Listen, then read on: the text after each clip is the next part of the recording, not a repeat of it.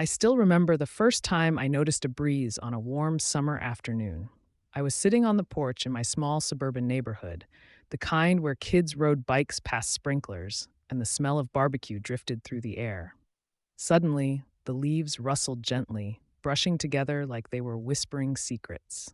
The air shifted across my face, cool against the heat of the sun. I paused and wondered, why does a breeze blow?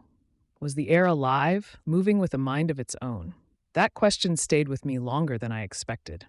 I felt wonder, but also confusion. How could something invisible feel so real?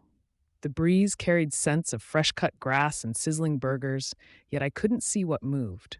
I would close my eyes and let it wrap around me, imagining it as the earth's breath. But curiosity returned again and again. What was this gentle mystery? I searched for answers in science magazines, late night documentaries, even asked my high school teacher. Every explanation felt close, yet I wanted to connect it to my world. I didn't just want the facts, I wanted meaning. The search felt like chasing the wind itself, elusive, but worth it. Finally, I discovered the truth. A breeze is air moving because of temperature and pressure differences. When the sun warms the ground unevenly, some spots heat faster.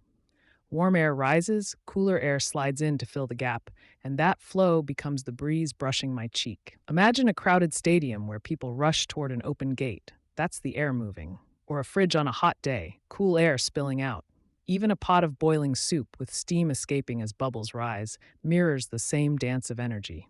Once I understood, everything shifted. The breeze wasn't random, it was balance in motion. What once felt mysterious became music of physics, playing every time the air stirred the trees. Each rustle became proof that the planet is alive with patterns. It made me think bigger. If air, invisible and quiet, could reveal such secrets, what else in life hides its reasons until we look closer?